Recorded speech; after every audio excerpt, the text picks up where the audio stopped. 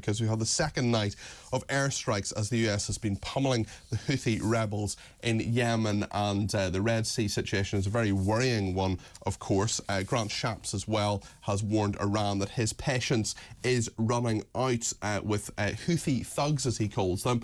Let's find out if they are. I think they probably are. Professor John Strawson is University of East London's expert on the Middle East and the Houthis. John, thank you very much indeed for joining us this morning. How are you? I'm very well, Peter. Thank you much indeed. What's going on and why is it going on?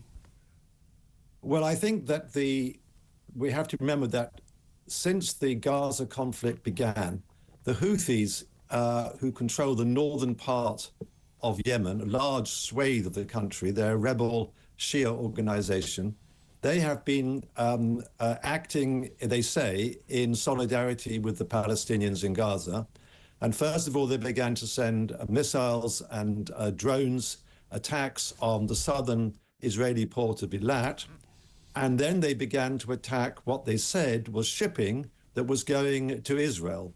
In fact, the irony is that of the 27 attacks that they made until Wednesday, virtually none of the attacks were against any ships that were going to Israel at all. In fact, the two countries that were initially most affected were Egypt and Jordan. So this has been a real major issue. And as you pointed out, thousands of ships have now been diverted from the Red Sea in order to go through the Suez Canal, the quickest way from Asia to get to Europe, are now being diverted around the South African coast, the Cape of Good Hope. And this obviously is enormously expensive, and it's going to add certainly to British inflation bills, but also inflation almost everywhere else as well. Yes, I should say I got something wrong a minute ago. Someone's texted in to correct me. Thank you for that. Accuracy is important. The person has said, Peter, I think you'll find it's $1 million per shipment rather than per container. Apologies for that. Yes, it wouldn't be per container, it would be per shipment, wouldn't it? But nonetheless, and that is absolutely right, and thank you. We've got to be accurate on this programme, so thanks for that. In terms of the effect on people here as well, there will be a lot of people who think this is a far-off, complex conflict. The Houthi rebels in Yemen are something we've talked about on this show a number of times, but it may not feel directly relevant to people perhaps sitting in the UK, but it will be very soon, because the Red Sea, I mean, just paint a picture for us, John, about the Red Sea and how important that is as a shipping lane, essentially. Well, somewhere in the region of between, the estimates are different, between 12 and 20% of shipping, depending what time of the year you're talking about, goes through the Suez Canal. So that's a huge proportion of world trade. And that will, of course, have a very big effect on us, because Britain and the whole of Europe, of course, imports huge amounts of material from China, from Taiwan, semiconductors, for example, the things you have in your mobile phone and your computer. All those kind of things are being affected. And in fact, I heard yesterday, even a company importing furniture has been affected too. So I think that it is going to have an effect on a wide range of issues, of products that we actually buy in Britain and the rest of Europe. So I think that is going to be a big impact of it. And I don't think, you see, that we talk about it being far away. Well, the world is a very interconnected place. And we no longer have anywhere that's really far away. We are immediately affected by international developments. And it's really interesting you mention that, because there have been some world leaders, including the UK, who've tried to distance this conflict from Gaza and the Middle East, but it is all connected. I wonder if you could talk a little bit about that and perhaps the role of Iran in this as well. Well, it's quite clear on the latter point, the last point you made, the Iranian foreign minister has actually today issued a statement supporting the actions that the Houthis are taking, they say, in relation to solidarity with the people of Gaza.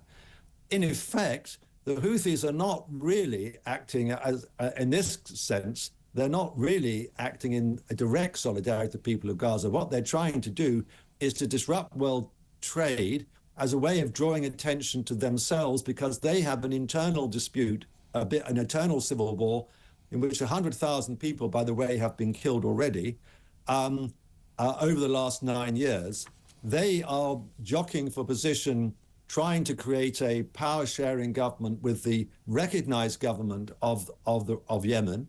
So they like being in the spotlight, and they think this is going to give them a greater degree of credibility in the region and also, of course, in Yemen. So that's basically part of what is now taking place. But you're absolutely right. The Gaza conflict, the continuation of the Gaza conflict since October the 7th, and tomorrow will be the 100th day since October the 7th. That does mean that while that continues, there's going to be many possibilities of flashpoints all over the Middle East, not just in Yemen, but as we know, also in Lebanon. So we do have to realize that it's extremely important for the international community to take some really decisive action on trying to resolve what is taking place in Gaza. And I think the two things there are the return of the Israeli hostages who have now been 135 in Gaza, detained against their will and possibly being mistreated for 3 months. Yes. And an end of the hostilities, because I think while the hostilities continue, there is going to be the possibility of a wider conflict, and that obviously endangers us all. And as we see, the world is a much smaller place than some politicians like to say.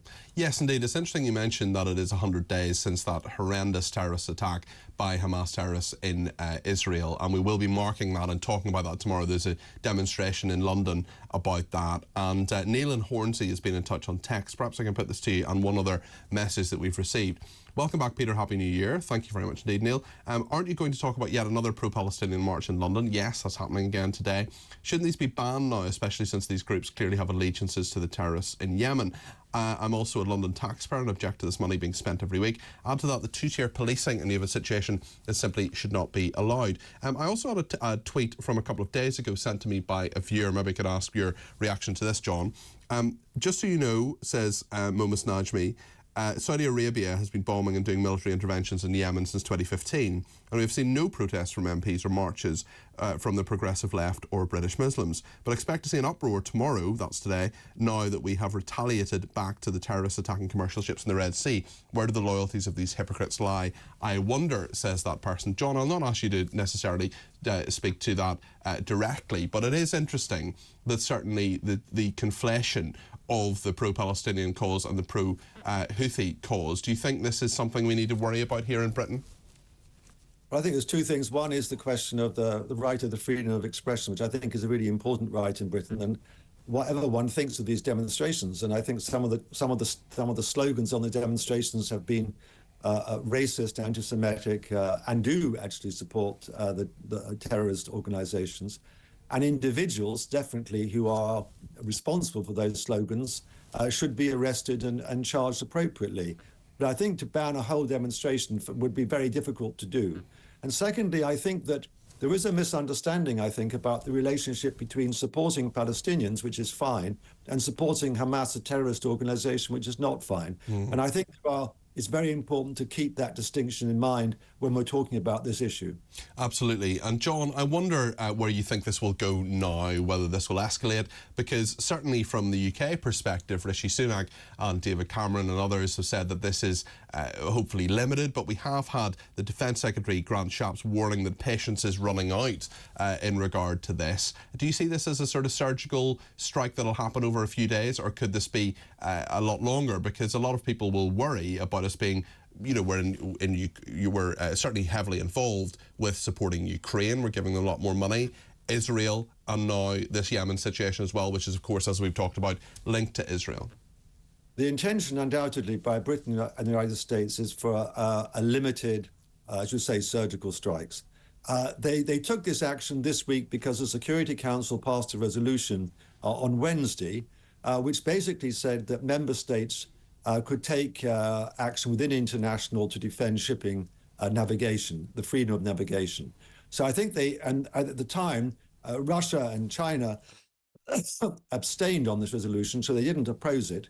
So I think what the Americans and the British did was to use that resolution as a basis of validity, legal validity, to take action. I don't think they want a wider war.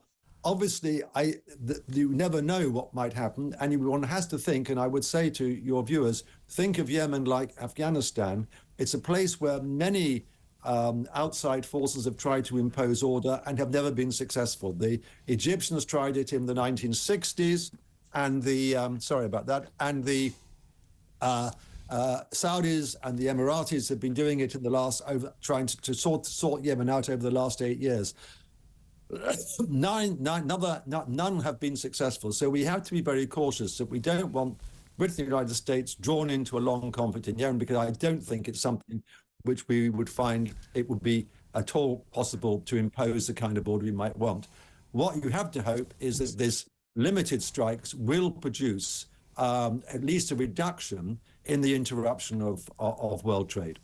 John, how long does it take to become a professor? How many years of academic study and teaching and scholarship has it taken you to become a professor? Well, there are some very brilliant people who become professors in their 20s, and there are people like me that became a professor in my 60s. So it just depends on all sorts of things. One thing I would say that to your audience is that all academic promotions are to some extent unfair, and I suspect you probably say that within the world of journalism. No, it's all completely on merit. But Dan from Kent has been in touch. I was just going to think that all your scholarship has been leading up to this question, John, and it's Dan from Kent has been in touch on text. He says, I think the professor's four-legged friend is applying for Cat of the Week. Tell us about, is it a kitten you've got there? It looks very beautiful. This is Callisto. She does like television, and she has appeared on other television channels as well by accident. Excellent. So I think she's taking. She wants to win a prize, undoubtedly, but what prize, I'm not sure. Well, we have Cat of the Week, so I mean, we have another Cat of the Week ready to go, unfortunately, but I think she can be. How old is she? She's 2.5. 2.5, wonderful. Well, listen, thank you very much indeed, John. That's wonderful to talk to you. Thanks for informing us. Professor John Strawson there, University of East London,